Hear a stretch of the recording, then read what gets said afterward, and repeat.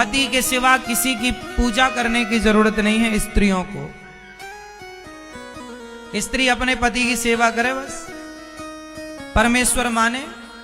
यदि पत्थर की मूर्ति से भगवान प्रकट हो सकते हैं तो पतिव्रता नारी चाहे तो पति से ही भगवान को प्रकट कर ले। माता अनसुईया ने किनकी पूजा की? ब्रह्मा विष्णु महेश तीनों आए थे परीक्षा लेने, तीनों बच्चे बन गए, तीनों को दूध पिलाया। पतिव्रता नारी तो वो है जो ब्रह्मा विष्णु को भी वश में कर लेती है। इसलिए पतिव्रता नारी सबसे श्रेष्ठ है। आपको पता है जब मेघनाथ मर गया तो मरे हुए मेघनाथ को हंसाया था किसने? मेघनाथ की पत्नी का नाम जानते हैं? क्या नाम था?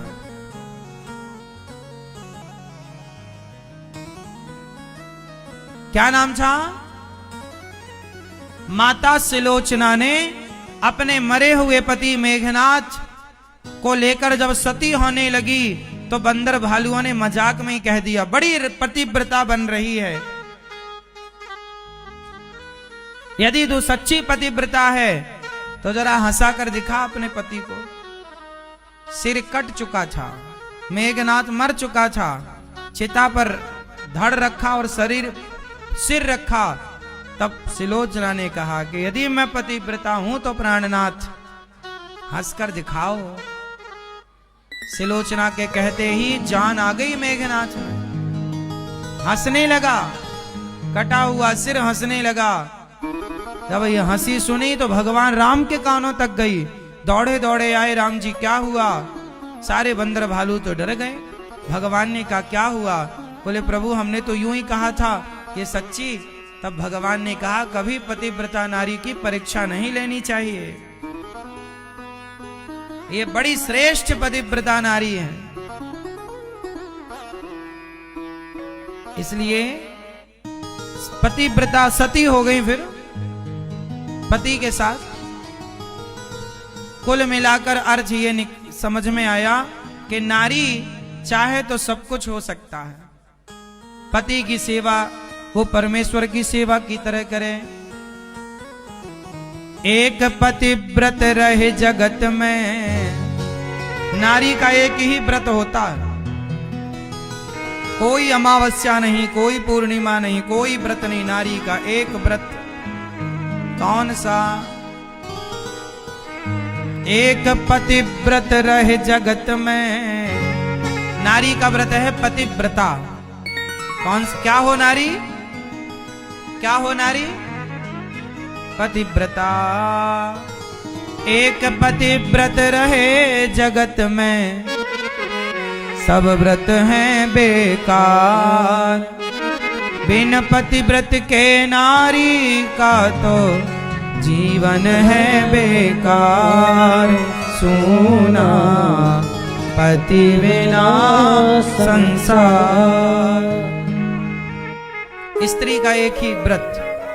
तो आप अपने पति की सेवा किया करो, पति के चरण दबाया करो जैसे लक्ष्मी जी दबाती हैं, और पति से खूब प्यार करो,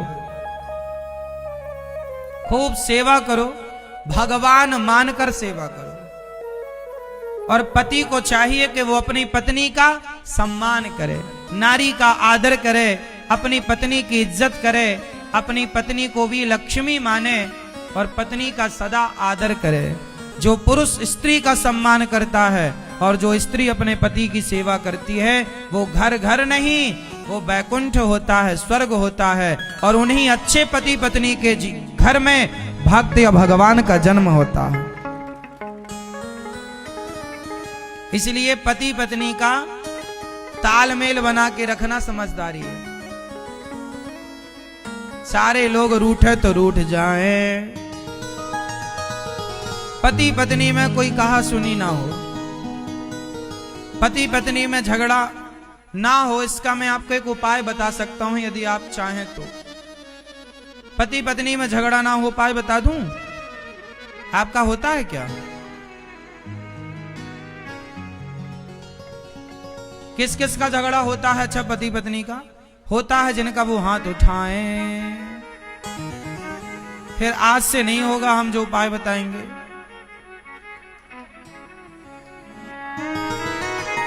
पति पत्नी का झगड़ा कभी ना हो, इसके लिए आपको क्या करना चाहिए? क्या करना चाहिए? अपना एक उंगली उठाओ, इसको सब लोग उठाओ, ऐसे करो और इसे यहां रखो।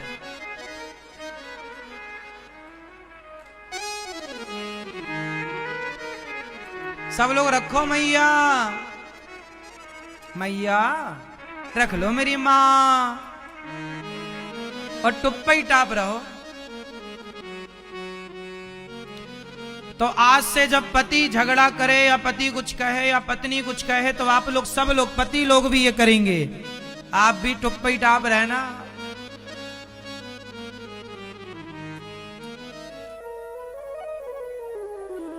तो आज से कोई भी झगड़ा होगा पति की तरफ से या पत्नी की तरफ से, तो एक चाहे पत्नी चाहे पति, आप दोनों को, एक जन को, जब आप चुप रहेंगे तो झगड़ा के लिए दो लोग चाहिए ना।